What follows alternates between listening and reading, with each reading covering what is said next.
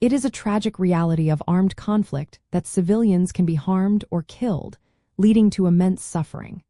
This often raises important questions about the legality and ethics of military operations. We frequently hear about civilian casualties, but does every instance of civilian harm automatically mean an indiscriminate attack has occurred? The direct answer is no. Not all civilian casualties are considered indiscriminate attacks under international humanitarian law. An indiscriminate attack is a specific type of unlawful attack that fails to distinguish between combatants and civilians, or between military objectives and civilian objects. While all indiscriminate attacks lead to civilian casualties, not all civilian casualties are the result of indiscriminate attacks. The core reason lies in the fundamental principles of international humanitarian law, particularly the principle of distinction. This principle requires parties to a conflict to always differentiate between those actively participating in hostilities and civilians. Attacks must only be directed against military objectives.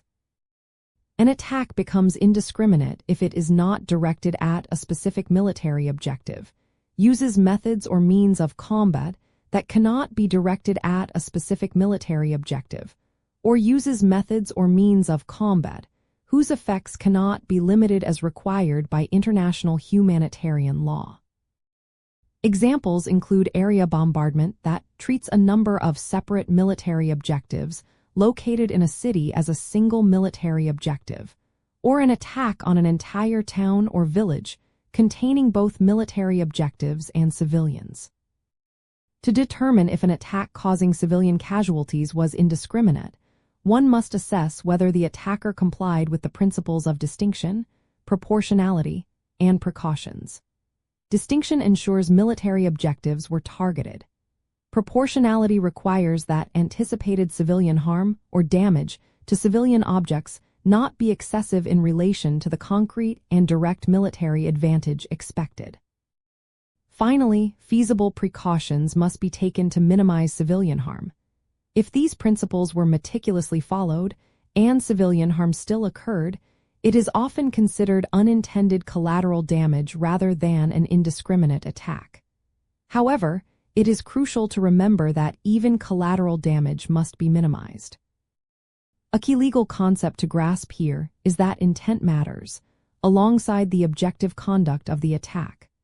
While an indiscriminate attack inherently implies a failure to direct fire at military objectives or to limit its effects, even an attack targeting a legitimate military objective can become unlawful if the expected civilian harm is clearly excessive.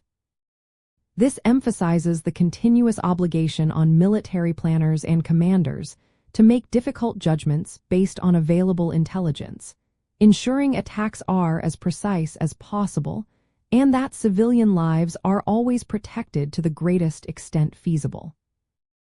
Ultimately, understanding the distinction between civilian casualties and indiscriminate attacks is vital for assessing compliance with international humanitarian law.